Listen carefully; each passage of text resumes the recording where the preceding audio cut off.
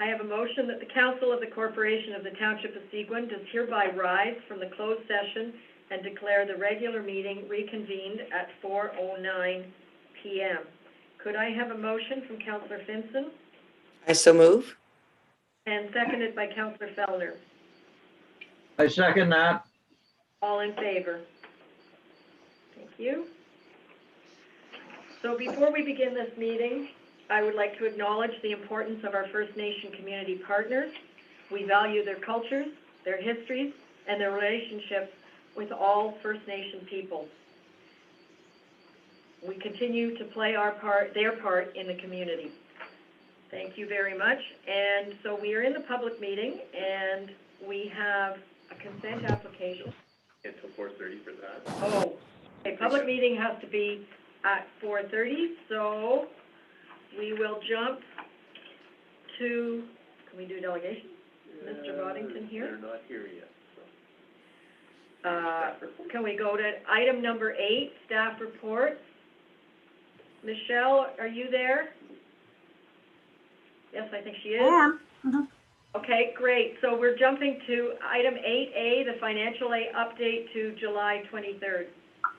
Take it away, Michelle. Okay. Sorry, it's taking me a minute to get there. Yes, it's on page 42 of your agenda package. Yep. So our operational surplus is increasing slightly, as we've noted. Taxes receivable continue to be reasonable, strong collections. Capital projects are continuing. No, we're just, again, I think I say this every time I do a financial update, we're just plugging along. And I think we're where we're supposed to be, I think, as I look at it.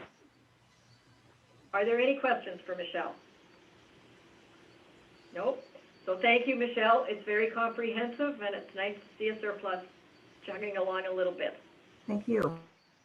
Thank you.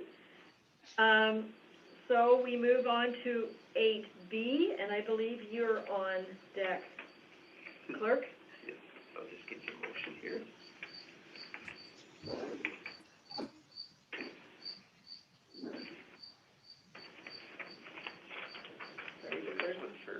Okay, and then that after they, okay. I have a motion that the Council of the Corporation of the Township of Seguin does hereby receive the staff reports as presented on the agenda for August 3rd, 2021 meeting of Council. So we've already received the financial update, and the other report number AD 2021-010 to award RFP number 2021-013 for council chambers audio-visual upgrades. And development, do we read the development? No, okay. Could I have a motion from Councillor Moffat? I so move that motion, Mayor. Thank you, and seconded by Councillor Cole. I'll second that. All in favor? Thank you. And now I have a motion that the Council of the Corporation of the Township of Seguin does hereby award RFP number 2021-013 for the council chambers audiovisual upgrades to Helix IT Inc. in the amount of $71,142.52 plus HST to be funded from the Safe Restart funding. Could I have a motion from Councillor Osborne? So moved, Mayor. Thank you. And seconded by Councillor Fellner. Second that, Mayor. Thank you. Now I'll turn it over to the clerk to explain a little bit. I see one question from Councillor Osborne, but let's listen to the clerk first.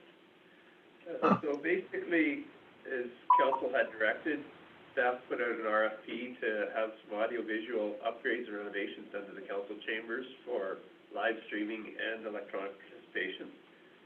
You'll see in the report that it was put out. There were 23 people who looked at them. I believe about 18 people took, and 10 people submitted. It went through a review process. It was shortlisted to 4, and you have the recommendation in front of you for the person that is the company that we're proposing to award the work. Okay. Councillor Osborne. First of all, comment, Mayor.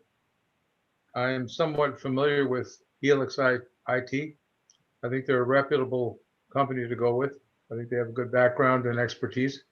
A question on logistics. I'm in agreement that we need to continue to stream even once we're back in chambers, now that our public is used to it. And I wonder what changes will be made at our council table. Do the existing microphones remain? Is there new microphones or lapels or what?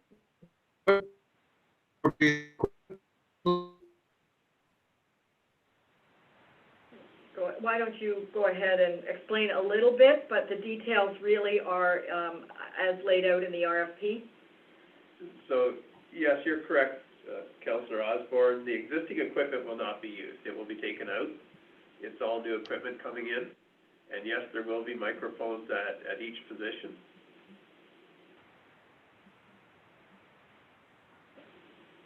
Okay, and will there be, how will the camera setup look, Greg? Is it wide angle, all inclusive, or individual, or multiple? In this case, we were looking at the all-inclusive, so you would see council as a whole, as opposed to a camera that moves and zooms to each individual person. A separate camera would be on what I'll call is the staff area, and another camera that would catch the podium, the delegation. Okay, thanks very much. That's all I had. Thank you. I see no further questions. We have a motion on the floor.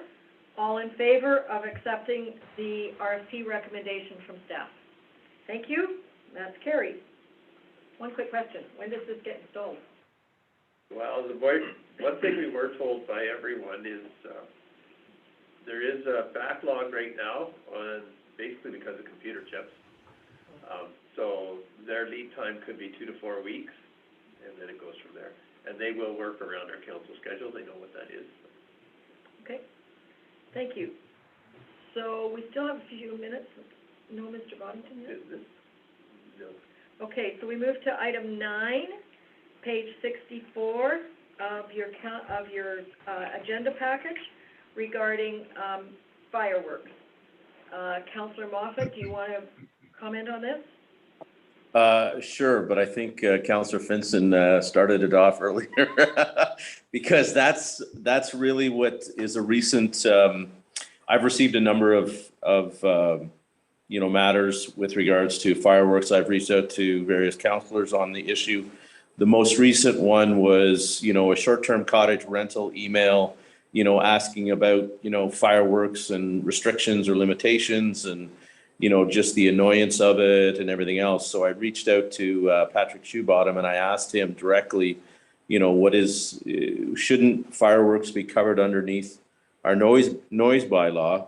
His response was, and I don't know if Patrick's on, I know Don obviously is, his response was that we've tried but have been unsuccessful. I then spoke with Jason on that and, we both, without having any information, kind of concluded, well, that seems odd, fireworks should be. And I recognize it's hard to chase down someone when the fireworks have already been shot off. But we've talked about education as part of short-term cottage rental. And I think this one here, if, it falls under the same, same vein of, we have a bylaw, enforcement may be a challenge, but I think what we need to do is at least make an attempt to educate and remind and let everyone know that, yeah, fireworks are disturbing. As Councillor Fellner told me, we don't want to be the fun police. And I fully understand that, but I think if we've got a bylaw, either that, we have to change our bylaw. So what I was looking for is either some clarification or do we, a staff report that would, indicate what kind of next steps we would do in order to capture this as best we can, without, going over the top and putting the sledgehammer on the ant, something that gets us, some better control than what we have now. And I laid it out as Craig asked me, I laid it out in terms of, you know, starting on page, I think, 65, you know, sort of the issues and provided some other bits there in front of that. So I see Don is on, so I'll maybe pass the baton. Chief Hood, would you like to speak to it? Yes, Madam Mayor, to Councillor Moffat and Council. I did follow up with Patrick regarding his comment about using the noise bylaw. This goes back probably 12 or more years ago in a conversation he had with Dave Thompson, who was the chief at that time. I followed up with Dave, and Dave said possibly we had a discussion about it, but he said, honestly, I know if it was anything, it was a discussion, and they both came to the conclusion that there's no point in attempting to govern fireworks under noise.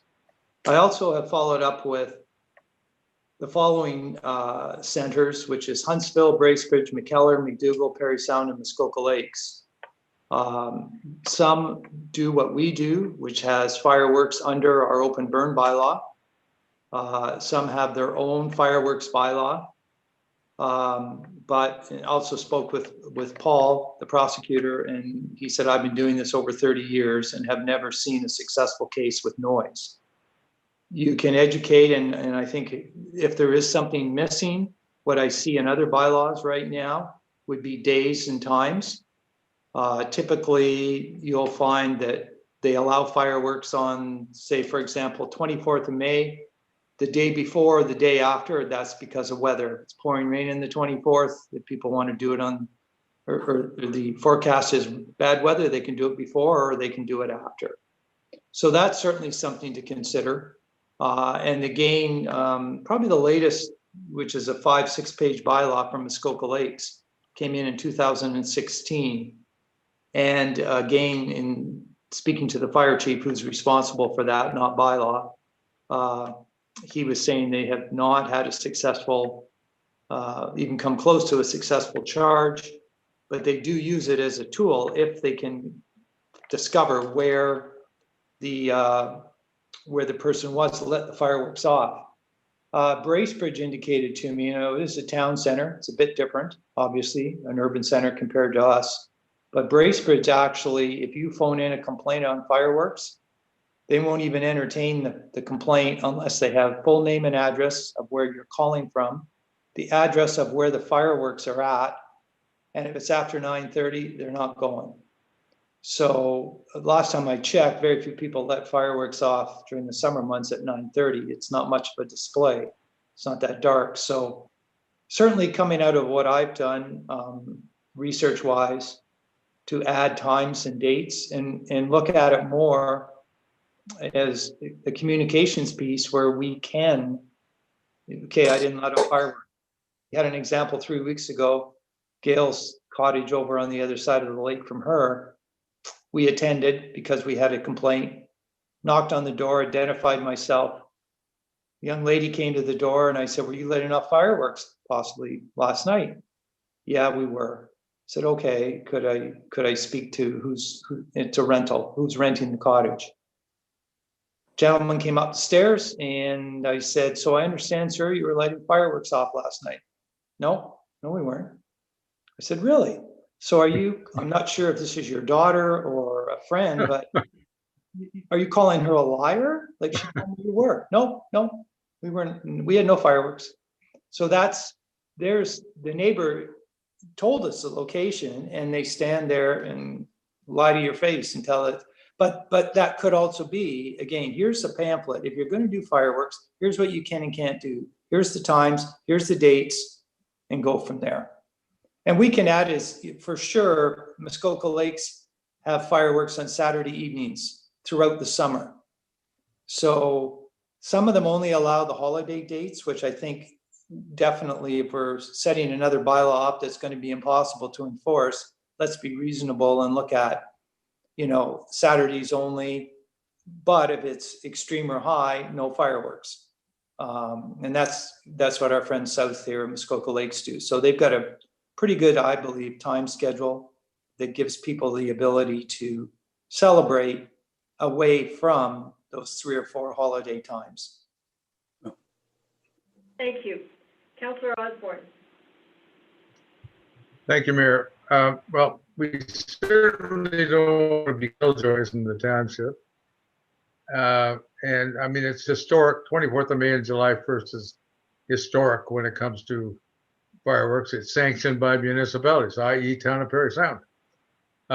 So we can't really tell people not to do what a municipality does.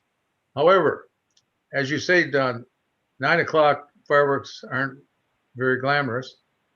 There's no need for fireworks after our noise bylaw time of 11. That's pushing it. I think we could, as you say, don't do a bylaw, but make recommendations and educate our people that if you're going to have fireworks, do it after dark, but before 11, because it's certainly dark by 10.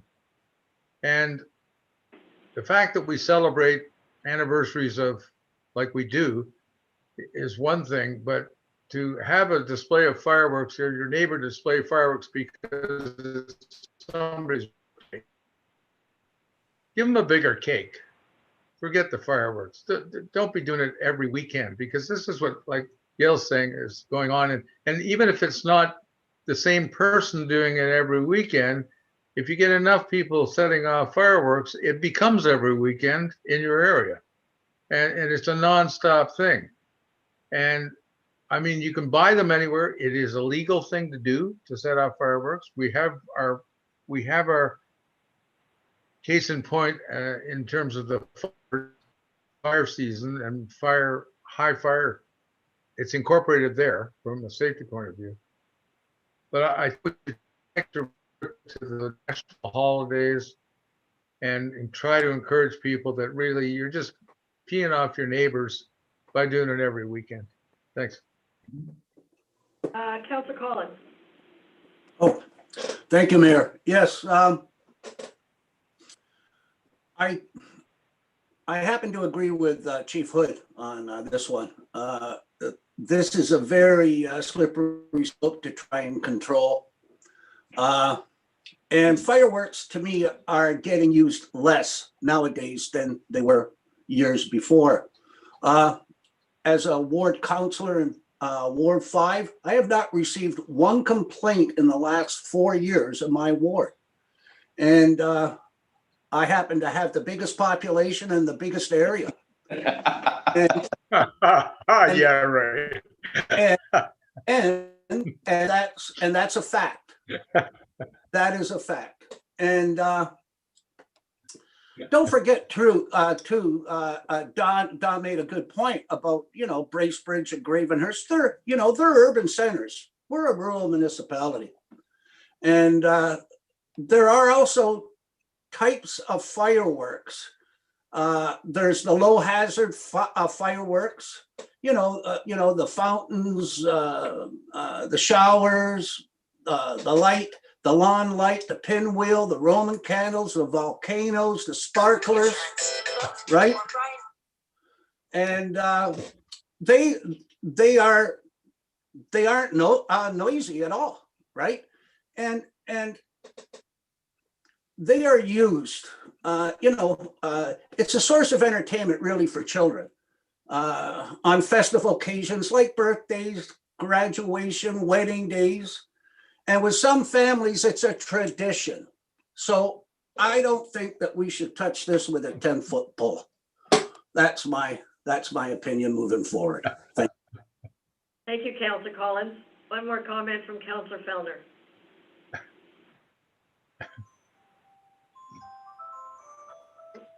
Thank you, Mayor. I thought it was important that I comment as to the context of my comment to Councillor Moffat, that being referred to as the fun police. But my point was there's a respectful time to do this, and there's a time that's not respectful.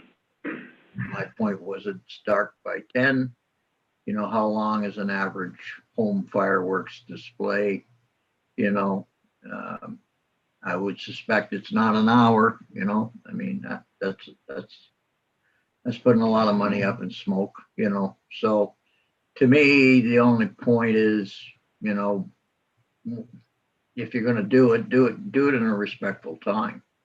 So I happen to agree with Chief Hood as well. There's not much point of putting legislation in that can't be enforced. But I think it's more of a, a public awareness thing where, sometimes I'll hear one or two cannon shots go off at, 1 o'clock in the morning, and, what's that about? I mean, it's usually just one or two, so it's done, seemed like a good idea at the time type of thing. But, if you're going to have fireworks, and there's lots of them that you don't hear, it's just the cannons you hear. So to Councillor Collins's point. So I think it's more of a, this is the rules of the road type of thing. Maybe every Saturday, yeah, I maybe couldn't agree with that, but certainly, till 11 o'clock at night is pretty reasonable, I would think. My opinion. Thank you. Is that mine? Yep, please. Oh, okay, sorry. Yes, I just have a couple of comments, not a lot to say. I agree with what most of you are saying. I think the biggest thing we could do is educate the public, and I guess we should put more information on our website. If I had my way, we wouldn't have fireworks, but I know that's not in the cards. There's two issues that I feel strongly about. One are animals, and the other is the fire hazard. And you know that fireworks cause tremendous stress for most animals. And I don't know whether people just don't understand that, but certainly if you have pets, but even the wildlife is stressed by it. And the other thing is, I'm always afraid, especially on a dry season when there's fireworks going off, that there's going to be a fire starting somewhere, and it just like frightens the hell out of me in this part of the world. So that's all. Education. Thank you. And I'm going to ask our Chief Administrative Officer to weigh in here. Thank you, Worship, members of council. Again, a good discussion, and I think the last couple members of council sort of hit the nail on the head. I think what council's asking for here is an education and awareness campaign to be kicked off. Great news. We have our new communication specialist with us, and she's been watching and listening very closely, and we'll piece together something that we'll get some awareness out into the community as soon as possible around not just appropriate times, but perhaps education around the fire hazards, making sure people understand the impacts on wildlife and pets, and take into consideration all the comments council's had. So stay tuned and watch closely. We'll put something together and get something out to the ratepayers as soon as possible. Great. And I would just like to add a little bit here. We are an environment first community. And I think that that's where I'd like the education to go. Environment, caring for the environment. The chemicals in fireworks aren't great for the lakes or the forest. They're not great for any of the animals, domestic or wildlife. And if we do the proper education, and I personally like the idea of dates, May 24th, July 1st, maybe even New Year's, a couple days around those times.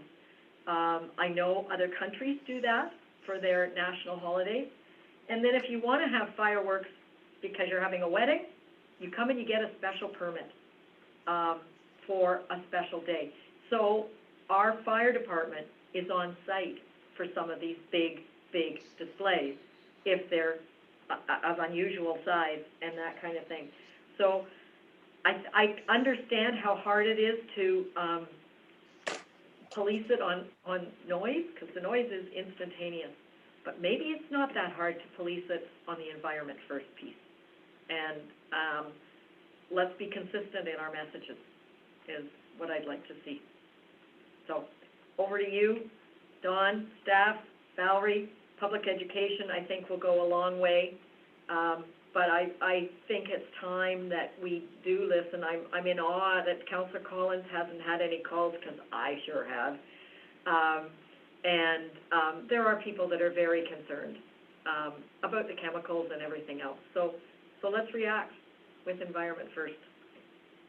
Okay, it is 4:35, so can we go backwards to the public meeting?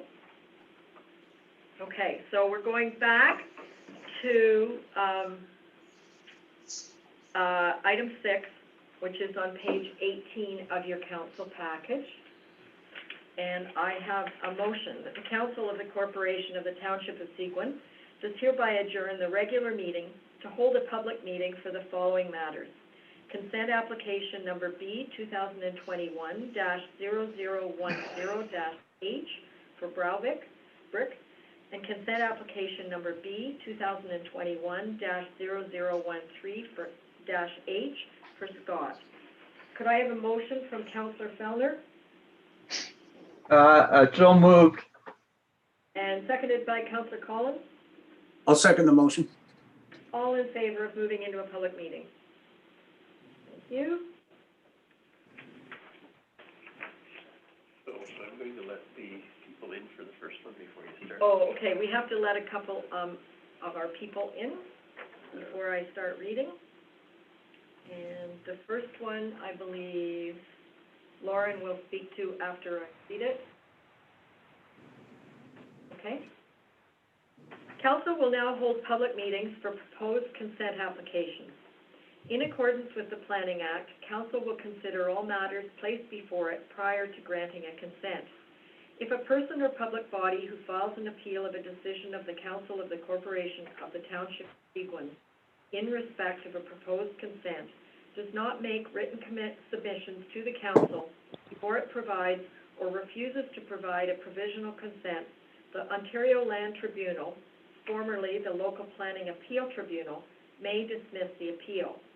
If a person or public body does not make oral submissions at a public meeting or make written submissions to the Council of the Corporation of the Township of Seguin, the person or public body is not entitled to appeal the decision of Council to the Ontario Land Tribunal, formerly the Local Planning Appeal Tribunal, and the person or public body may not be added as a party to the hearing of an appeal before the Ontario Land Tribunal, formerly the Local Planning Appeal Tribunal, unless, in the opinion of the Tribunal, there are reasonable grounds to do so.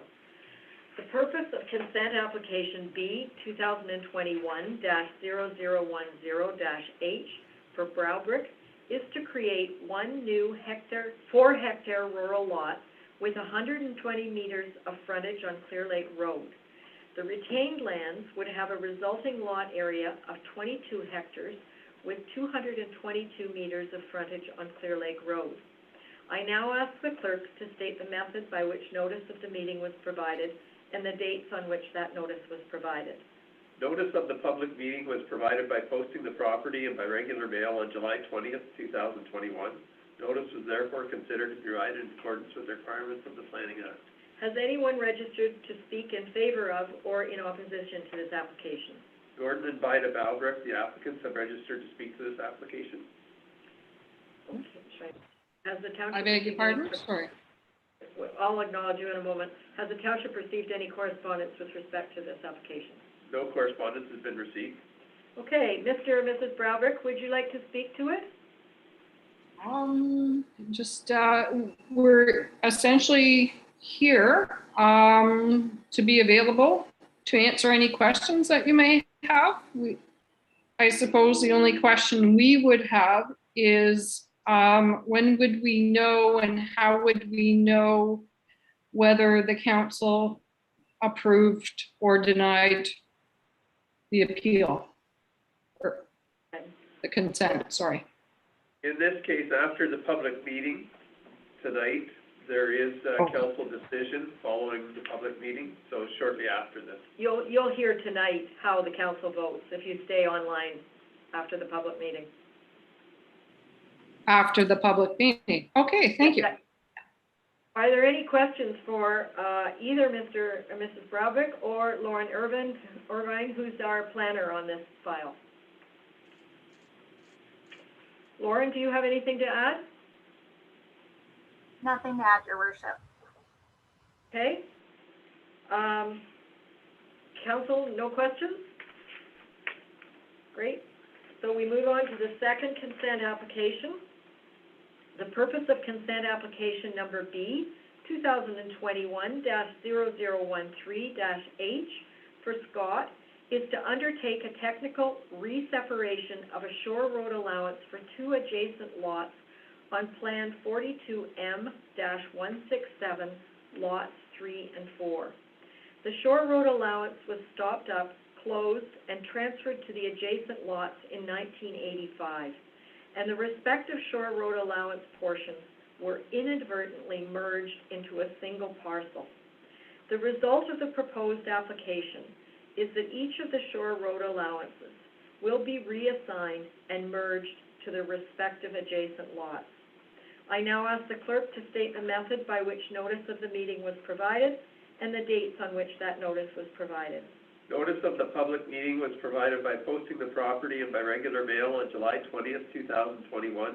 Notice was therefore considered to be provided in accordance with the requirements of the Planning Act. Has anyone registered to speak in favor of or in opposition to this application? John Jackson of John Jackson Planner Inc. and Lisa Bolton, agents for the applicant, have both registered to speak to the application. And has the township received any correspondence with respect to this application? Correspondence from Walter Taskinen is in the council addendum. Thank you. Mr. Jackson or Ms. Bolton, do you have anything you'd like to say on this file? Mr. Jackson, you're muted. Please unmute your microphone. Well, thank you, Your Worship. I think that this is just an unfortunate set of events that triggered this application upon Lisa's father passing. The Shore Road allowances, because they're not part of the actual lots in a plan of subdivision, merged. The estate wants to move on with these properties by way of sale, and this has tripped them up. So that this transaction is really straightforward, fixing a hiccup in the Planning Act, if I could call it that. Unless there are questions, I think it's as straightforward as an application can be. Okay, Councillor Moffat, you have a question? Yes, I asked Candace this question, and she said it would be best to speak to Mr. Jackson. My understanding, and again, I'm not a planner, I don't know, the rules behind it. My understanding is if you had property side by each, they generally would merge together over a certain period of time, or, inadvertently or not. And I'm just trying to understand how lots 3 and 4 didn't also merge together such that you had 3 and 4 and then 2 Shore Road allowances. Why aren't they just all one now versus we've got 3 and 4 and then we've got a merged Shore Road allowance? I'm just trying to understand, why that didn't happen, Mr. Jackson. Certainly, through Your Worship, the Planning Act provides that if you have lots in a plan of subdivision, they have actually a special status, and that is they can always be conveyed no matter how their deed or ownership is held. That does not apply to other forms of parcel ownership like the Shore Road allowance. In the case of the Shore Road allowances, they were stopped up many years ago by the municipality and assigned to the 2 lots in this plan of subdivision. But because they don't have that status, and upon Ms. Bolton's father passing, as a survivor, her mother, who owns the property, Marion Scott, ended up actually causing, as a succession, this technical joining of the Shore Road allowances, which do not enjoy that Planning Act status. So once they're in the same name and they're not lots in a plan of subdivision, we get fouled up by this particular set of events. So lots 3 and 4 are part of a plan of subdivision, therefore they have special status, and therefore they're not going to merge. However, the Shore Road allowance, not being a plan of subdivision, would merge. You got it. That's exactly correct. Thank you very much. Ms. Bolton, do you have anything to add? I don't have anything to add except that, certainly I'm here representing my mother, who is currently in the hospital. And so we would be grateful for your favorable consideration of the application. Okay. And Lauren, do you have anything to add from a planning perspective? Nothing too much further to add, Your Worship. I worked at the Land Registry Office, so I'm in agreement with what John had told Councillor Moffat. So yeah, nothing further to add. Okay. Thank you. And now council will close the public meeting and reconvene our regular meeting. And this is where we proceed with the consent application. So I have a motion that the public meeting held for the following matter is hereby closed and the regular meeting is hereby reconvened for consent application B 2021-0010-H for Browbrick and consent application number B 2021-0013-H for Scott. Could I have a motion from Councillor Finson I so move. and seconded by Councillor Moffat? I'll second that motion, Mayor. All in favor of moving out of the public meeting? Thank you. So I have a motion that the Council of the Corporation of the Township of Seguin does hereby grant provisional approval to consent application number B 2021-0010-H for Browbrick, subject to the conditions set out in the decision. Could I have a motion from Councillor Cole So move. and seconded by Councillor Fellner? Yeah, I'll second that, Mayor. I see Councillor Osborne is on the telephone. All in favor? Thank you. So, Mrs. Browbrick, that is the approval of your request. And working with our planners, they'll give you the conditions, but it has been approved. Okay, thank you very much. Thank That's you. great. Thank you. I have a motion that the Council of the Corporation of the Township of Seguin does hereby grant provisional approval to consent application number B 2021-0013-H for Scott, subject to the conditions set out in the decision. Could I have a motion from Councillor Collins? So move. Thank you, and seconded by Councillor Vincent. I second that. All in favor? All in favor? Thank you. And I have a motion that bylaw number 2021-060, being a bylaw to deem lots 3 and 4 of Plan M167 pursuant to section 50(4) of the Planning Act, not to be on a plan of subdivision, property roll numbers 4903-010-003-15500 and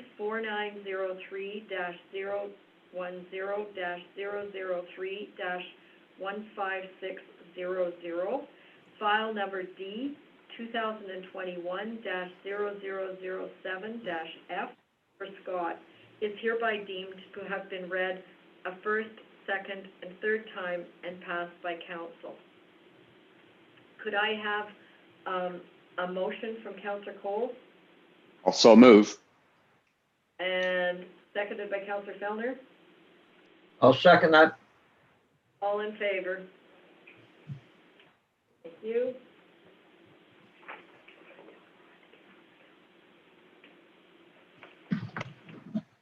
Councillor Osborne, can I ask that you either participate in the council meeting or leave to complete your telephone call? Obviously, got me on here. So your first delegation all now, is it Mr. Boddington? Okay, so we're going to move now to delegation. Thank you very much, Mr. Jackson. Thank you, Council. We'll excuse ourselves. Thank you. Okay, thank Thanks you. very much. Okay, thank you very much. Council meeting, you leave to complete your telephone call. Good afternoon, Mr. Boddington. Hi, how you doing? I'm good, thank you. So perhaps you could take, you have 10 minutes as a delegate. Perhaps you could take a minute to introduce yourself and why you're here. Thank Okay. you, Council. We'll excuse ourselves. Thank you. Thank Thanks very much. Okay, thank you very much. Council meeting, just hang on a sec. We've got some feedback here that we're not. What's wrong? Okay, it's gone? Okay. No, it's Hi, not. how you doing? I'm good, thank you. So I think perhaps you could take 10 minutes as a delegate. Perhaps you could take a minute to introduce yourself and why you're here. Okay, so we'll excuse ourselves. Hang on a second, Mr. Boddington. We need to fix this feedback. That's not Rod. Does somebody have a telephone on in there? Some feedback here that we're not. Somebody else is live streaming? Okay, it's on, okay. No, it's. How you doing? Volume. You got a volume problem. No, it's a replaying of live streaming. Okay, so Yeah. we'll excuse ourselves. Hang on a second, Mr. Boddington. Blame it on YouTube. Did we just lost Mr. Boddington? It's clear now. Expect it, Mr. Boddington. Okay, perhaps, can you re-let him in? Wait, yep, just wait for him to show up here. That's what happens when someone is It's a trying to problem. live stream when we're on YouTube. I think it's Mr. Boddington's problem. Mr. Boddington, are you trying to live stream while you're on? No, I just, oh, let me just see if I can get that off. Okay, perhaps, can you re-let him in? Yeah, he's live streaming. That's what happens when someone is trying to live stream when we're on YouTube. Oh, sorry. If you would just participate exclusively in the Zoom meeting. Yep. Yep, got rid of the YouTube. Okay, thank you. So now if you would take a moment to introduce yourself and why you're here, and we have 10 minutes. Yeah, my name is Richard Boddington, and I'm a film producer based in Oro-Medonte, Ontario, which right by Horseshoe Valley, so not too far from Seguin Township. I've produced quite a number of feature films that have been distributed all across North America and around the world. I brought 2 feature films so far to the Seguin County area. First was Dogfather back in 2009. And then I shot Against the Wild in the Parry Sound, Seguin County area in about 2012. And again, it came back in 2019 to shoot another feature film in the Parry Sound, Seguin County area called Against the Wild 3, which was the 3rd in the installment of that series, also in worldwide distribution. Now I'm shooting another feature film that is based in Parry Sound and radiating out into different locations in the areas around Parry Sound. One of those locations that I'm looking to use is in Seguin County. It's the old, oldish cemetery. Mayor, I think, has a better idea of where it is exactly. It's called the Rosso and Township Cemetery. And we wish to shoot one scene of the movie there. The scene description will be 2 kids walking through the creepy graveyard at night. Sort of a classic scene that's been used in cinema many times. So it will be a night shoot. I'll be out there with a crew of about 20, 25 people. A lot of them are Parry Sound locals and hires. We are supported by the Northern Ontario Heritage Fund Corporation with this project, as part of our mandate is to bring jobs and non-resource employment to the area, which we'll be doing. One of the Seguin Township businesses that we are using heavily is the Grand Tapatoo Resort. We have a substantial amount of our cast and crew staying there. We have 2 internationally known Hollywood stars coming in from Los Angeles for this project. Both of them will be staying at the Grand Tapatoo Resort. So it's an opportunity for Seguin County to show itself off.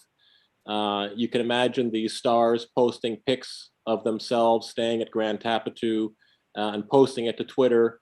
They have a combined Twitter footprint social media of over 3 million followers.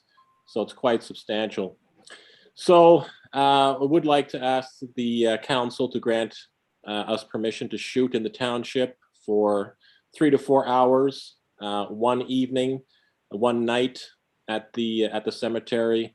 We will not be using a generator, so there won't be any noise created. All of our lights are battery powered, LED powered now in modern cinema. I've scouted the location. I see that there's ample parking for our vehicles that run down the two sides of the cemetery. So there's no reason for us to put any vehicles actually in the cemetery itself. The only mode of transportation within the cemetery itself will simply be people walking, offloading the lights, and our crew and our actors going in there. So it's a beautiful location and sort of integral to our script, and we'd like to use it. Obviously respectful of the fact that it is a cemetery, and no one from our crew obviously is going to cause any damage to the cemetery. We do carry $5 million in liability insurance should the unthinkable happen.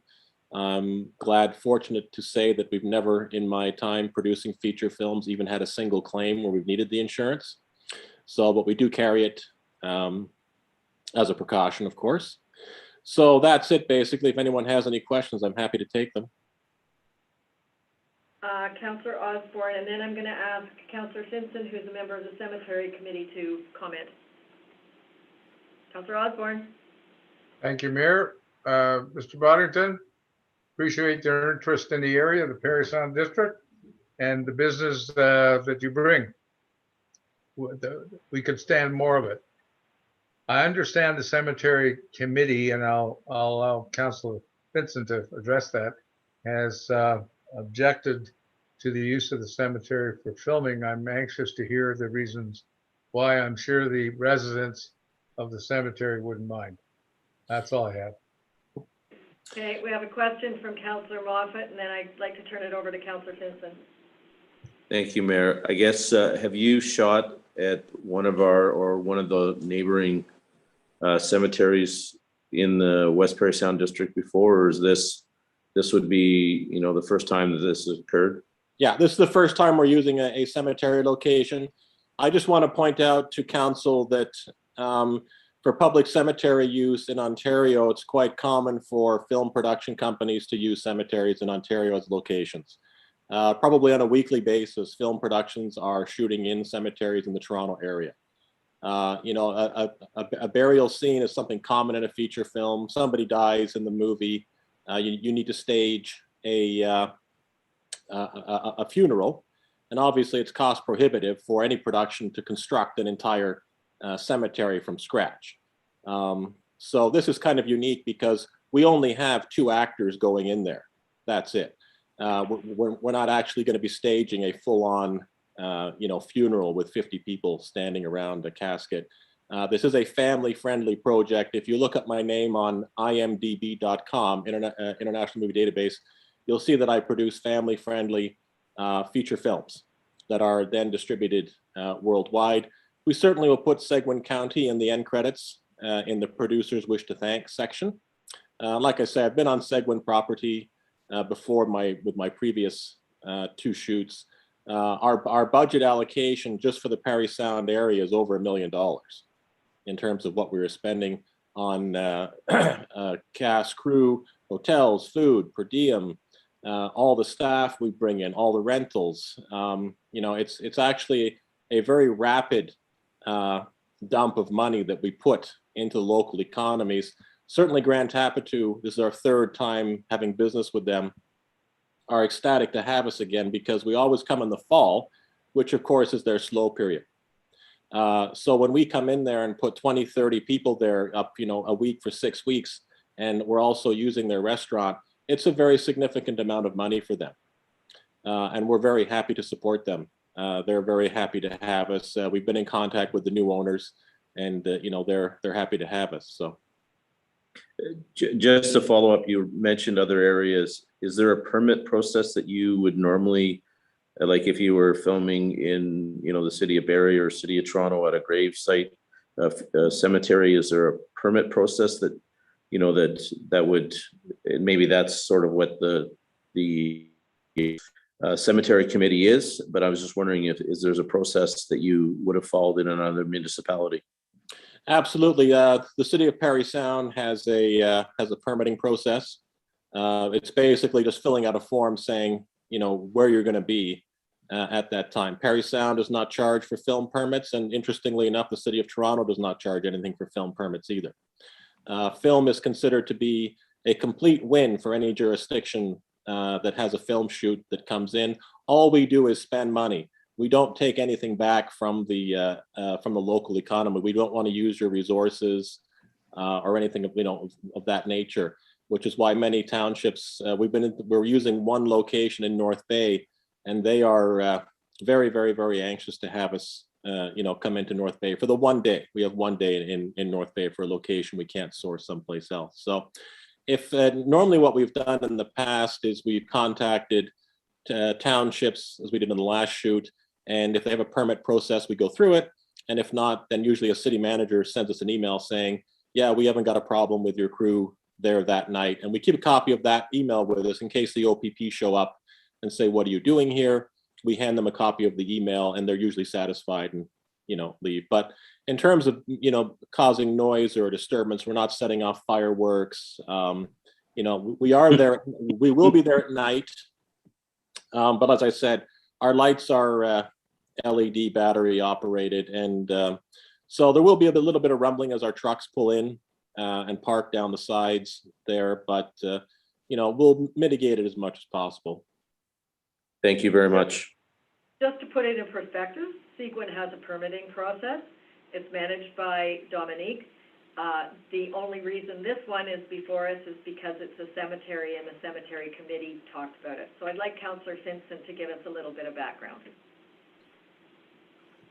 Hi, everyone. Yes, we did discuss it at the cemetery committee meeting, but we didn't have any details. So we didn't have the details about what was happening, who was filming. We just, the cemetery committee just really didn't understand what they were being asked to do. So I've called everybody on the cemetery committee and I've reiterated what's going to happen. I said that there was 2 children, it was in the evening, and it was going to be very respectful.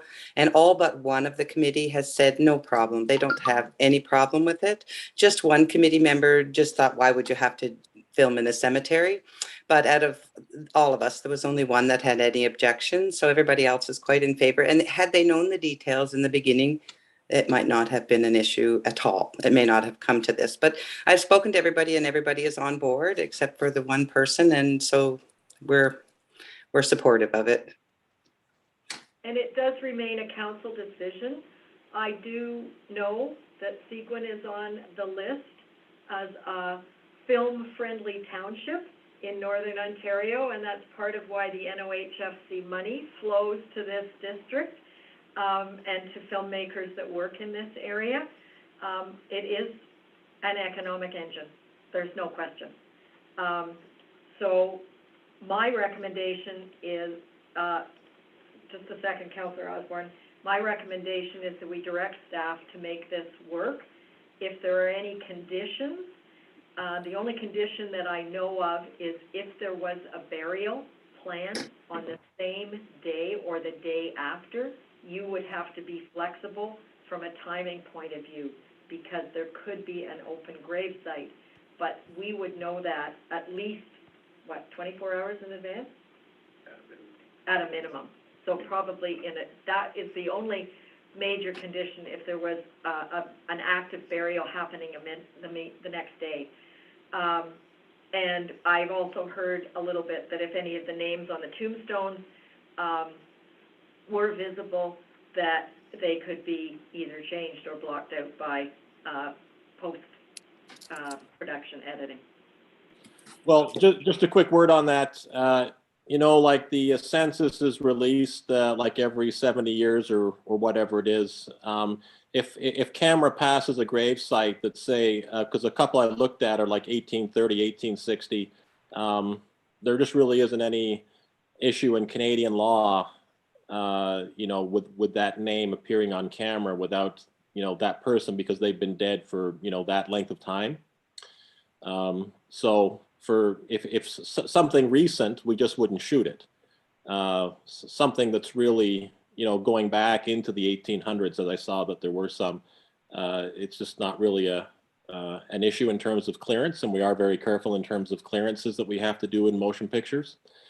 So, that's sort of the approach that we would we would take. Our media law firm, has all the, the guidelines on this for us. So that's kind of the approach we would take. I mean, it would be kind of difficult to, doing a long trucking shot of the kids walking through the cemetery and then CGIing out every single name, because first off, we'd expect names to be there. Secondly, people would say, well, what happened to all the names of people, in the on the tombstones? The nice thing about that cemetery is that most of the people that I saw buried there have been there, for quite a long time. So that's sort of the approach we would take, is just avoid anything recent. Who might have recent, living relatives. But someone who's been dead for over 100 years, in terms of clearances, there isn't really an issue. Okay, well, that's fine, but it is an active cemetery and there are active burials happening there. Yeah. Councillor Osborne? Go ahead, Councillor Osborne. Thank you, Mayor. So Richard, if I may call you Richard. Yeah. You referred to our township as the county on a number of occasions. So I would ask that when the credits roll, it's called Township of Seguin. Thank you. What we will do before any credits are applied, because we don't like changing credits afterward, is we will send an email to the person, to our point of contact, and that email will say, tell us specifically how you wish to be credited at the end of the movie. Thank you. And then we will go by whatever we receive in email. Thank you. Your point of contact is Dominique O'Brien, who's our Director of Community Services, and she manages all films in Seguin, and we're delighted to have you. Excellent. Well, we start shooting on September 13th in Parry Sound, and then we start radiating out in the next 3 to 4 weeks from that date. So from the September 13th to September 17th, we'll be in Parry Sound proper. The following weeks after that, the next 4 weeks to 5 weeks, we'll be radiating out all around to different outerlying areas. So we will make contact with our contact person at Seguin, and we will say, here is our proposed shooting night for the cemetery. Every motion picture has a schedule. That schedule, unfortunately, has to be fluid because of changes in weather, obviously, staff availability, mostly cast availability. We plan it out as best we can. As we've dealt with Parry Sound, they like to have a 10-day notice, and we say, well, that 10-day notice is fluid, because if we get to the shoot day and it's pouring rain and the script calls for it to be sunny, we have to reschedule. So that's kind of the approach we would take here. We would stay in constant contact with you by email. Certainly, what we can guarantee you is that the night we're there, you'll know in advance that we're there. You won't just be driving past the cemetery and say, oh, there's a film crew working there. So that will be made clear to you well in advance. And we'll look at the weather and hopefully have a good night. And if that night doesn't work because there's a burial or bad weather, then we would just, inform you and, switch to a different night that works for us. Okay, thank you for your delegation. Can I ask, what's the name of the film? Yeah, the film is called Wickensburg. Okay. And all my movies are distributed by Lionsgate, which is one of the big Hollywood's, one of the big distributors based in Los Angeles. And like I said, we have 2 international stars coming in, and we also have 2 very, what we call heavyweight Canadian actors who have also joined the cast, who will also be shooting in the area. I fully expect that the local media and papers, we'll have them in to take pictures of the cast in action, so that the local community can see that we're bringing, bona fide Hollywood actors all the way up to Northern Ontario. And again, that's just not something I'm not familiar with. I've had Natasha Henstridge come in twice. I've had Chris Parnell come in once from Saturday Night Live. And when I tell them, these people living in Los Angeles, oh, you're going to Parry Sound, Ontario, you can imagine their reaction. But I can tell you that any of them would come back. They love shooting in the area. I take everybody out on my boat so they can experience the lakes and in the area. I think Against the Wild alone, we sold over 500,000 DVDs at Walmart USA. That was just the DVD launch alone. So you can think about the number of Americans that were exposed to the area through that feature film. And it continues to air repeatedly over and over and over again. Basically, it's just an incredible commercial for the area that townships never have to pay for. Well, thank you very much for bringing your business to Seguin, and best of luck. And Dominique is on this call. She can reach out to you, or you can reach out to her. So Okay, thank you thanks very much for your time. Thank you. And good luck. Okay, bye. Thank you. Bye-bye. Thank you, Gail, for all Welcome. the phone calls. So I think we're at council report. No, the addendum, there's the COP. Okay, all right, so, it's, all right. We're gonna go, are they on, we're gonna go to the addendum for the official plan. And I see Mr. Winia, and I see Marissa. Mayor, Yes? are you notifying the resignation? Or is that just FYI? Oh, I'm sorry, no, we did skip, Yes, skip 9B. We haven't got there yet, we're on 7B. We're on 7B. Okay, And we're going now, we've done 7A, and now we're going to 7B for the second delegation, as Okay. outlined in the addendum. thank you. Mr. Winia, are you going to be the presenter? Your worship, Marissa is going to be the presenter this evening, and I'm available to answer any questions. Okay, and I'm assuming there's a screen share? Yes. Okay, Marissa, over to you. All of council received this package on Friday. Okay, thank you. Can you confirm that you can see the screen? Yep, it's fine. Okay. So good evening, Mayor McDermott and all council members. My name is Marissa Hanley, and I'm a planner at SBA. I am joined today with one of the partners at the firm, Michael Winia, senior planner and ecologist. We are currently working on the official plan review for Seguin Township and are here today to obtain council's approval on the policy issue scoping report we have been improving over the last 6 months. Our presentation will include the following. First, an official plan review status update. Second, a summary of the process of discussions with the steering committee, which were guided with the outcome of the updated policy issue scoping report. Third, reminder of the purpose of the policy issue scoping report. And lastly, the next steps of the official plan review. The status update. We are currently on the last item of phase 3 of our review. As you can see highlighted in red, it's kind of hard to see here, but I can zoom in. Highlighted in red of our work plan on my screen. Phase 3 was added by council on February 1st. After there were concerns that the steering committee were not given enough opportunity for input in the first versions of the policy issue scoping report. So as a result, the project team from SBA and the steering committee underwent a series of thought-provoking discussions. SBA authored discussion papers.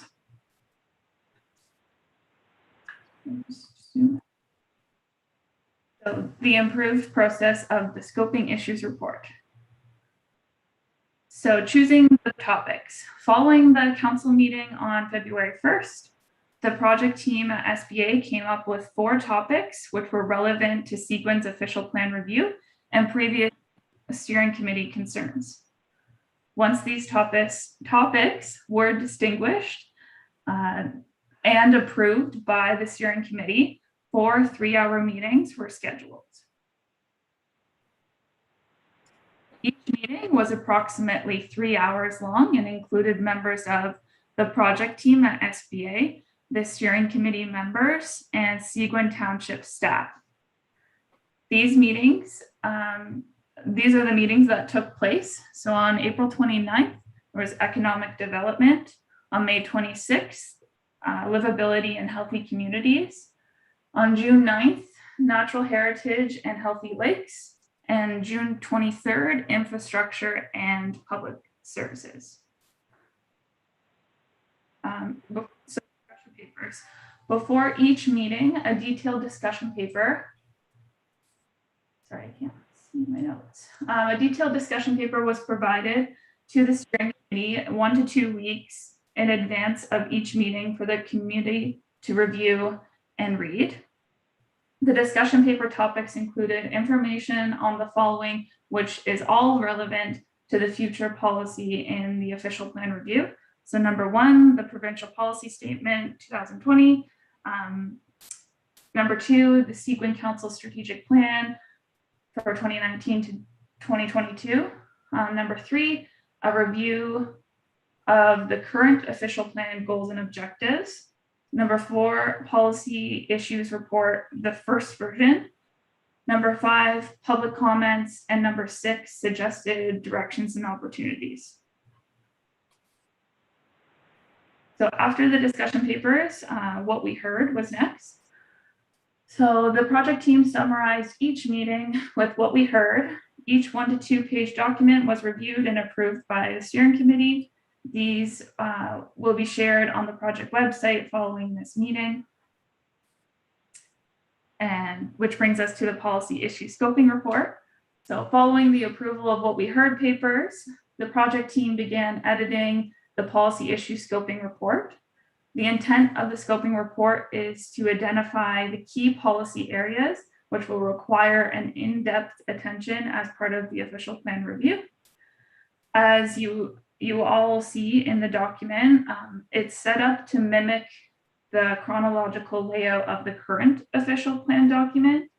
So input received from public consultation, consultation with public provincial ministries, input from the steering committee, township staff, and the mayor and council have all been incorporated in the policy review and focus. Additional input from these 4 discussion meetings that we had with the steering committee have been added to the additional steering committee input column. So to mention, there were also a few additional received over the weekend and by some steering committee members, and these comments will also be incorporated in the next steps of the review. So the next steps are, once council approves the policy issue scoping report, the project team at SBA will begin to draft new and updated policies for the official plan review. The discussion papers, what we heard, and policy issue scoping report will be uploaded to the website, and draft policy will be presented at a public meeting sometime in fall 2021. That concludes my presentation. Thank you for your time, and we'd be happy to answer any questions.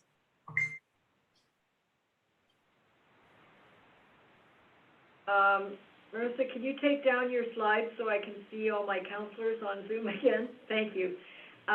Councillor Moffat.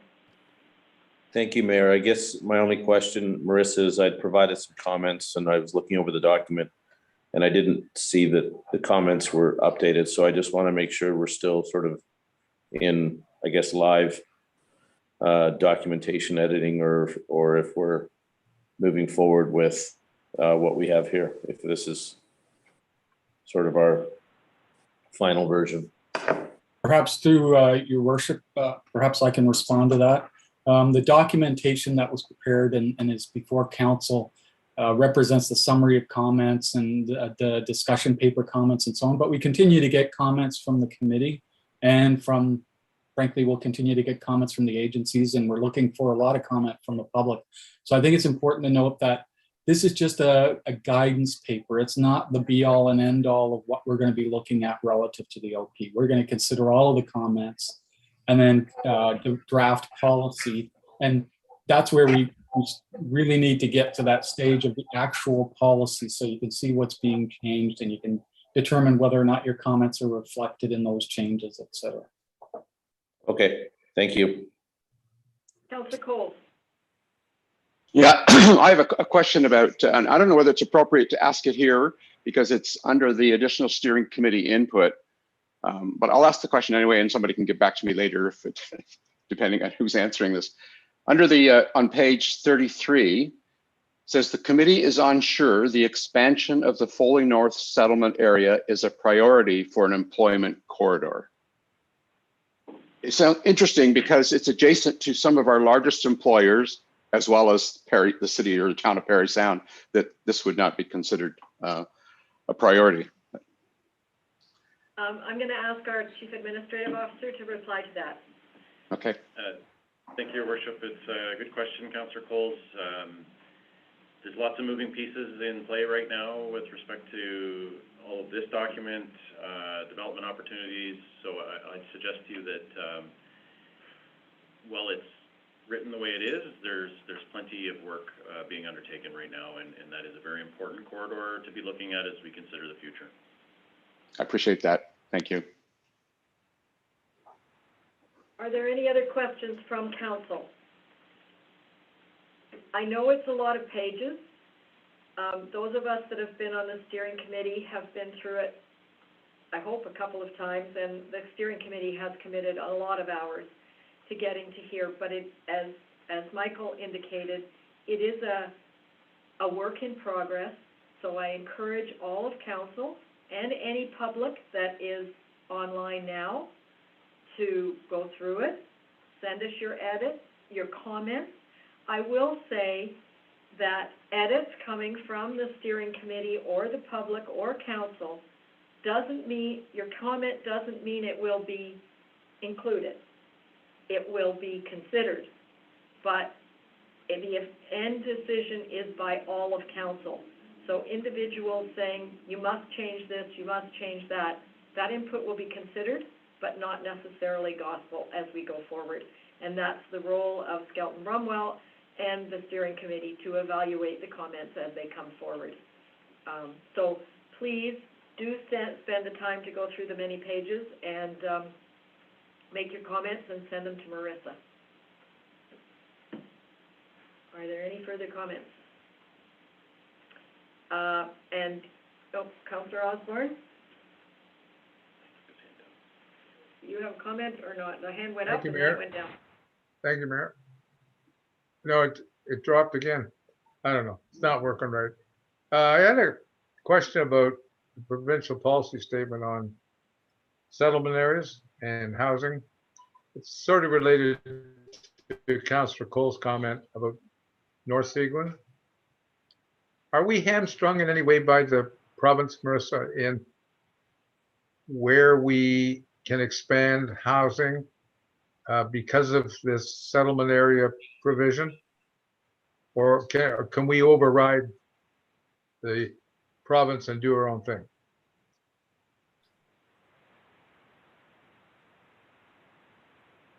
Michael, did you want to answer that question? Through your worship, perhaps I can answer that question. And Marissa, of course, is working with us on this, but I do have considerable experience in working with the provincial policy statement in a number of different settings. In regard to the provincial policy statement, it does set some rules that the province has established. However, there's some room within those rules to look at flexibility and how those can be achieved. And you also have to look at the overall document in terms of looking at meeting all of the policies. And that in and of itself means that there are sometimes competing policies even within the document, the provincial policy statement. So we're going to do our best to provide flexibility for the municipality in terms of housing and so on. But there are some fundamental rules that the province has essentially set out in the provincial policy statement. And when this document eventually is adopted by council and goes for approval to the province is going to be looking to make sure those are met. So our job is going to be to provide you with a made in Seguin policy document that meets your needs, addresses your needs, is as flexible as possible in doing so, but is also going to be approved by the province.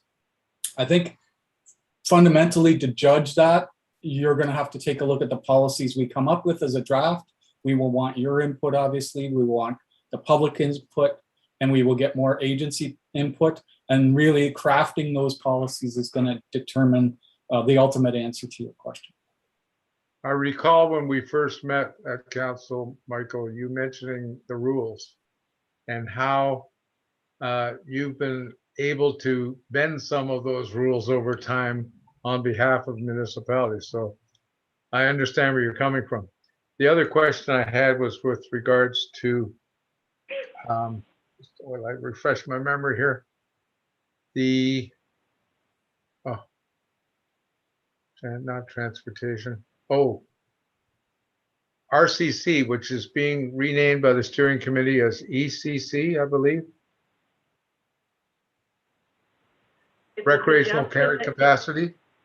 It's a suggestion that's come from the steering committee that it needs to include more than just boats. And that the new term is not recreational carry capacity. Correct me on that one. It's EC. That's being considered. What is it called? Environmental. Yeah, but what is the carrying definition? Environmental Yes, okay. capacity, and it would include things like septic, land use, environmental, as well as boating.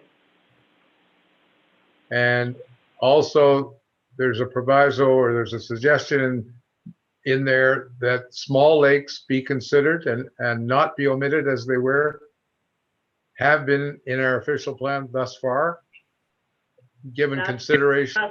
Thanks, by the steering committee, yep. Right, that's good news.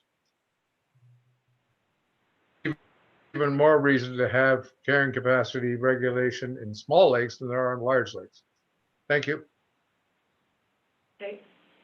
Thank you, Marissa and Michael, and a special thank you to everyone that's put in lots and lots of hours on the steering committee. Your input has been invaluable. So please take the time to review it and send your comments in. But thank you. Gail, go ahead. Sorry. It's okay. I just had a little comment. At our last meeting, we were asked about Steve Elsasser and the committee, and he is unable to attend. So I just wanted somebody to know that while I remember to say it, that I did speak with him. I spoke with him, and he gets sick, so he can't participate when he wants to. So he thought if he can't participate 100%, then he probably shouldn't. So we had that discussion, and so I just wanted you to know that Steve Elsasser won't be joining the meetings. But if he has comments and wants to write them down, we'd be happy to receive them. Yeah, and I spoke about that, but he just didn't think he was capable. But I did tell him that, yes, that he can submit comments if he wants to. Okay. Thank you. Thank you for reaching out. Yep. Okay. Thank you. We are moving now on to 9B on the agenda. I have a motion that the Council of the Corporation of the Township of Seguin does hereby accept the resignation of Neil Ogden from the Township of Seguin Humphrey Recreation Committee and thank Mr. Ogden for his service on the committee. Could I have a motion from Councillor Finson? I so move. And seconded by Councillor Osborne. Second, Mayor. All in favor of accepting his resignation? Thank you. Councillor Osborne, do you have a question, Mayor? question? Yeah, it surrounds this issue of that resignation. Neil Ogden has been the chair of the rec committee, which I sit on as well. So, but at the same time, these committees have not been sitting. At least the rec committee hasn't been sitting via Zoom. And I wonder what, maybe Craig can answer, whether we need to, in the interim, appoint a new chair somehow within that committee since Neil was the chair. And the other question, Craig, and I'm going to ask you to look in your crystal ball, when do you feel the committees are going to be able to get back together again that aren't currently meeting by Zoom? Thank you. Councillor Osborne, in answer to your first question, we have been in touch with various committee chairs, and some of the committees do meet electronically. It's really based on the chair saying we have an event or we'd like to do this. So far, our contacts with the Humphrey Rec Committee have been that they haven't chosen to. So we will be reaching out to them again. They would have to have a meeting, and the first order of business would be to appoint a chair. I don't expect we will go to in-person meetings any sooner than we will with council. It's really the same reasoning. It's the fact of mixing people who have numerous contacts within the community together in an in-person setting, and whether or not that is necessary when electronic meetings can take place. And it sort of varies based upon where we are as far as COVID and, you know, what wave we're in, what the provincial regulations are, what the health unit recommends. So you're right, I don't have a crystal ball, and I'm not sure at this point when in-person meetings would be coming back. That's sort of a discussion and whatnot that we would have with staff and council, same with in-person council meetings. I know some of the committees simply meeting by teleconference on their own, but we can facilitate a Zoom meeting if the committee wants. As I stated, we have, Well, that's not the issue, we have those when committees want to have it. We have one or two that do have to do teleconference only because they don't have the infrastructure to do Zoom meeting. so could I ask Greg that you reach out to the members, the current members of the committee, about reappointing a chair and whether to consider having some sort of a virtual meeting in order to establish that and maybe carry on as a committee that way? Could I ask staff to reach out to the committee members? Yes, we will be. That's actually probably what got Neil thinking and put in, because I know that staff had just reached out to the Humphrey Rec Committee within the last few weeks. Okay, thank you. Staff has But a, you will again then, when you find another new yeah. chair. Okay, thank you. okay, I believe we are moving now to item 10, which is council reports. And I'm going to ask Councillor Moffat to start. Thank you, Mayor. A little quieter couple weeks as well. On July 20th, the Muskoka Watershed Council and the Community Roundtable, which is sort of a subset of the Muskoka Watershed Council, met. We continue to have series of meetings with regards to the Muskoka Watershed Council and the Community Roundtable, and I connected with Jason and Valerie to make sure that we have flow of communication coming from that committee, the roundtable. There is a lot of stuff coming out over a very short period of time, and the watershed includes parts of Seguin. So I want to make sure that we're up to date and getting that information. And based on email traffic, I think Valerie has met and is on board with disseminating that information, which is good. Also on the 20th, I attended the Georgian Bay Biosphere Annual General Meeting. It was a small group. I may have been the only one that was not a board member or an employee on the annual general meeting. On the July 21st, attended the Muskoka Lakes Association AGM. That was a very good meeting as well. I don't know how many people were on, but it seemed to be quite a number of people.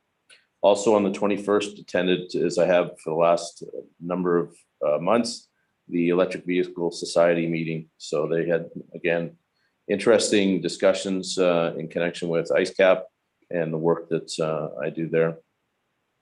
Several emails from residents on summer maintenance roads, public works matters. We've talked about short-term cottage rental and fireworks earlier today, bylaw enforcement, internet, building and planning. I wanted to ask our CAO, I noticed in the item number 11, the Finance Committee had met recently, July 15th, and there were a couple of items that I just wanted to get some clarification on or just raise. It looks like we're going to have a updated or a new budget schedule such that we would be approving the 2022 budget sometime here in 2021. So I just wanted to find out if we have an updated schedule or when that would be happening. And the other one was, it relates to the financial update that we have received, from Michelle earlier.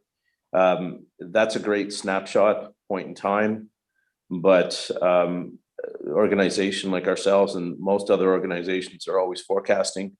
And my question is are we looking for the finance committee to assist or help, or do we have the internal resources to start to put together financial forecasts to know, the budget is a point in time, but, as we churn through actuals, we get, we should be updating for forecasts. And I just wanted to find out if that's something that's either being addressed internally or maybe with the finance committee. So those are my two questions to Jason.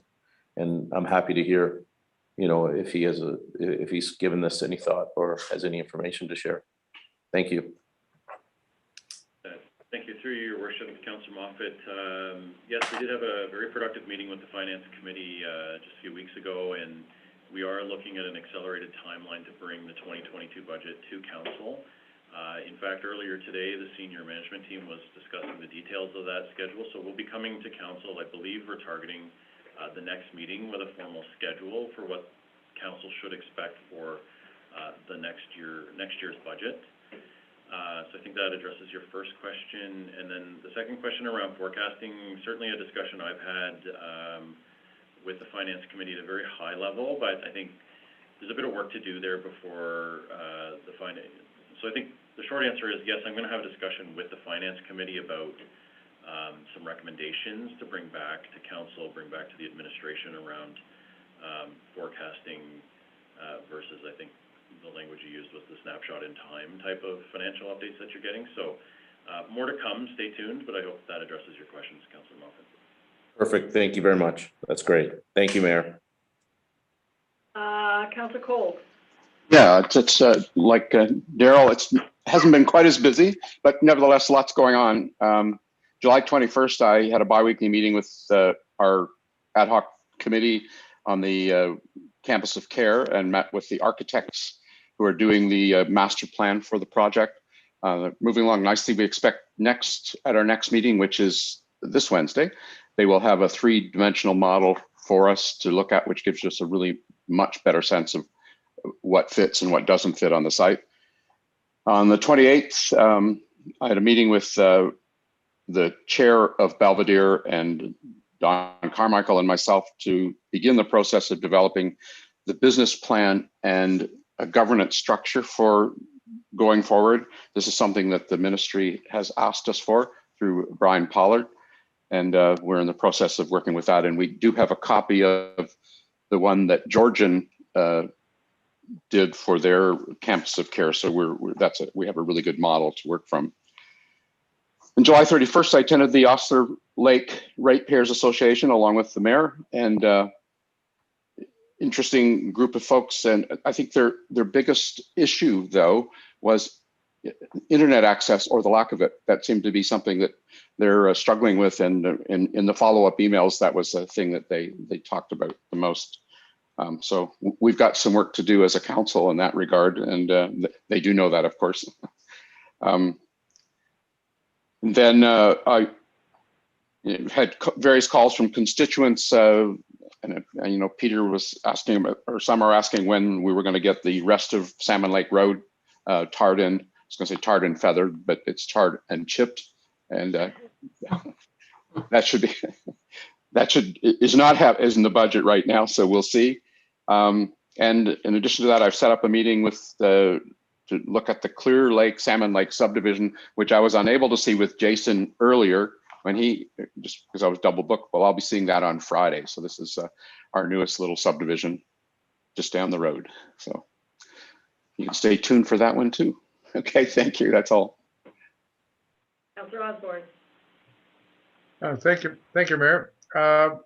First issue, I just wanted council to be aware that there's a petition being circulated to requesting a reopening of the boat launch on Tally Ho Road. There's somewhere 65, 75 signatories. We may expect to receive that in the coming weeks. Any calls that I've fielded a number of calls. I've explained to people that council really doesn't have an appetite to reopen that file. Our decision's final, and I'd be surprised if we reconsidered it. At the same time, people in the area of Whitefish have been asking if we can come up with an alternative municipally run launch on Whitefish at some time in the future. I had a conversation with Jason on this earlier today, and he mentioned that we are trying to scope out another potential site, because it's always difficult once you give somebody a lunch. It's hard when you take it away. And even though there are other sites available, they feel they're missing something that they deserve. So hopefully we can establish some sort of future for a ramp on Whitefish. Second item was with reference to a recent press release, and I guess I got to direct this at Valerie, our communications director, concerning internet coverage in Seguin. And it mentions in there two issues: Bell and their recent investment, and Cogeco and fiber. I found the release to be pretty optimistic, and it sort of indicated that fiber's already been put in by Cogeco. It kind of reads that way, when in fact that hasn't happened yet. And secondly, I spoke with Sandy McDonald from Bell about comments in the release on coverage on Turtle Lake, Star Lake, Sugar Lake, Macaulay Road, Nipissing Road from Bell. When I pressed on it, it was like you may be able to get coverage. I gave her a few addresses, both of which were negative in the area. So I guess what I'd like to is that we under promising and over performing, as opposed to over promising and have our constituents feel let down when it doesn't happen. I think we need to change our tack on press releases and be real with our, so that they don't have high expectations when maybe they aren't there. Anyway, that's all I have to report. No meetings.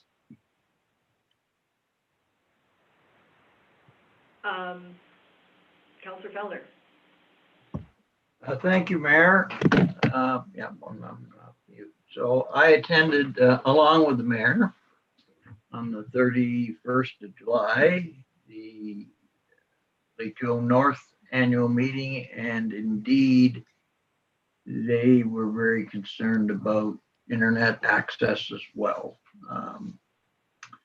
The mayor had some good news for them. I think it's, we need to try to do more quicker. I don't know how you do that, but it certainly is in the forefront of everybody's mind.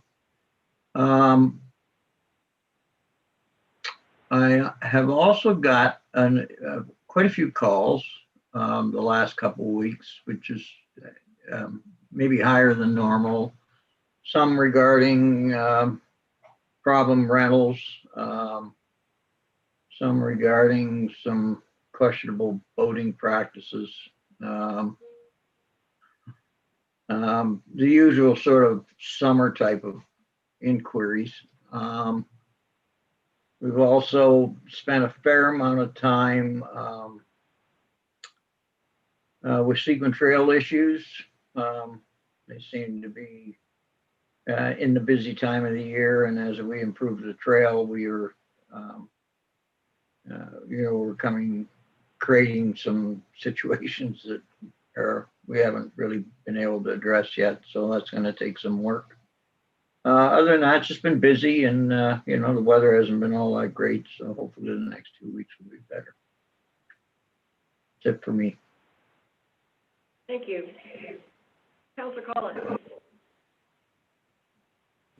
Yes, thank you. Yes, thank you, Mayor. Well, we all know everybody's up here. All the cottages are full, and everybody's complaining about something. But I have been dealing with my constituents' concerns with short-term cottage rentals. I've been dealing with concerns with the high-speed internet that in Orville, since the tower that Lakeland put up is quite visible. So they're all anticipating when are we going to get our high-speed internet. I had, as Terry was saying about Seguin Trail, there was a an issue out in the Lake Manitowaba area where there was a lot of camping this past long weekend, and trucks and campers and are using the trail illegally. And I happened to get a hold of the chair of Park to Park, and he took care of the situation. Hopefully these barricades will be going up in the next, well, it should have went up today, I was told, but I'll have to go out there tomorrow and check it out, and hope that we've met the residents' concerns for illegal use of the trail. But other than that, that's basically it. There's no DSAB meeting this month, so that's it for me. Thank you. Thank you. Councillor Finson. I haven't had any meetings. I've had a couple of meetings with the museum, people from the museum board. I've had telephone meetings with a couple of them since my last meeting. They've asked me to be on the fundraising committee. I think I'm going to do that. I can't do it this month, but I will be able to do it next month. We've had a few long-term residents pass away. Bob Allen was one of them, who lives at the corner of 141 and 69. And Andy Frame, I forgot to mention it. Andy Frame passed away about 3 weeks now. It was just before the last meeting, but I forgot to mention, and he was very active in the community. So I just thought I would mention that. A lot of phone calls with the cemetery committee, a lot of complaints about short-term rentals and speeding and lots of cars, lots of people. So there's a lot of concerns around noise and fireworks and speeding. So that's all I have to report. Thank you. Thank you all very much. It's very obvious that summer's here and COVID is winding down. I read an article today that they are anticipating 7 to 8 hour lineups at the border on August 9th, when Americans who own property in Canada will be able to come. So it'll be interesting. I've certainly got some residences, in my view, that haven't had the lights on for over a year. So it's going to be interesting to see if the Americans do come. It will add to positive people. July 21st, Jason and I had an opportunity through MPP Miller to meet with Minister Steve Clark briefly, and that was useful. That same day, there was a regional broadband meeting update, and the summary from that meeting will be in next council package for the next meeting. There is money flowing from both the province and the federal government. It's kind of hard to figure out how, but it is flowing on internet. That same day, as Councillor Moffat mentioned, was the Muskoka Lakes Association AGM, which was well run. One of the issues that came up consistently was a request by the association to consider licensing contractors that don't follow the shoreline cutting and blasting bylaws. It'll be interesting to see which direction the district and the township of Muskoka goes, but basically trying to take away the license of someone that does reckless and irresponsible residential clearing or construction. So it'll be interesting. We also saw at that meeting the launch of a Wake Aware video that's been put out by a group of organizations, really, and I'm hoping you might see it on the Seguin website at some point. July 22nd was another bi-weekly meeting with Dr. Chirocco of the Public Health Unit. The focus right now is on targeting those unvaccinated people. So you're going to start to see walk-in clinics, pop-up clinics. I don't know how much clout any of you have, but the goal is to get everybody vaccinated. And he is particularly concerned about our care of the children who cannot be vaccinated, and how we are having multi-age groups get together when the people under 12 have no option for vaccination. So just kind of keep it in your perspective as you gather with people of many age groups. He is hopeful that by Christmas there may be vaccination for children over 5, but that's speculation. On July 28th, I attended a Shaping Sustainability conference organized by Honorable Elizabeth Dowdeswell, the Lieutenant Governor of Ontario, and she was pushing with experts for sustainable plans for the arts, for cities. Past Mayor David Miller of Toronto was one of the guest speakers, and it really basically comes down to sustainability is going to be grassroots led. It's not going to be top down. It won't work top down, and it was a very interesting conference. July 31st was Saturday, the first busy Saturday for lake associations. So there was the Lake Joe North Association at 9. They had lots of road questions, which I've sent on to Peter and Tom to help me answer, because I couldn't answer them right then and there. And a lot of people pushing for some sort of a levy for construction trucks, because they're getting fed up, not only with the damage they're doing to the roads, but following them and getting stuck behind them, everything. So it's on people's agenda. And then later in the morning, the Osler Lake AGM, lots of septic concerns there. And I just want to point out that last week we did get a very good news story from Cogeco. If you recall, their RFPs from January, the first one was funded in the rapid response. That's the one going up Turtle and Star Lake Road. Their construction will start immediately. But the second one is for the top of North Lake Joe, Hamer Bay, Gordon Bay, some of Stanley House. It's fiber right to the home. And that's a $3.5 million award through the two governments. It won't happen quite as fast as the rapid response, but that's a big announcement in fiber for us. And just for your information, McKellar and Whitestone got some money as well on separate applications. But again, it's Cogeco with fiber.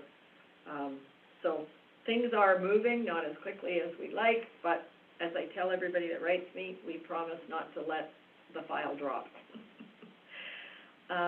Jason, do you have anything to add?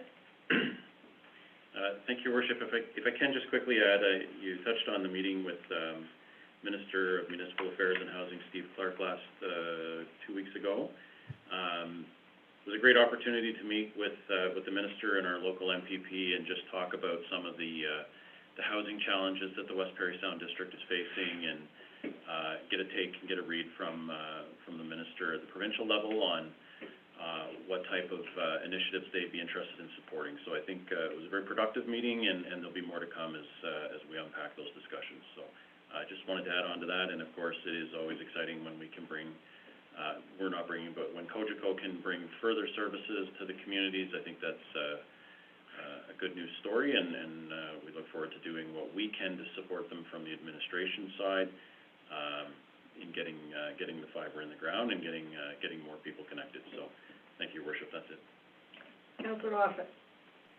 Yes, thanks, Mayor. I just want to follow up. You made the comment about COVID-19 and kids under 12. Obviously, I'm sure everyone heard that Muskoka Woods had to shut down their 5th, I think, week yesterday or Saturday as a result of a few outbreaks. And obviously that's not quite, but very close to, Rosso. So certainly, it is in the neighborhood. So it is an important development and what that means for schools and whatnot. It'll be interesting to see. But I just wanted to bring that one, but I'm sure everyone has probably heard, but just in the reference that you made. So thank you.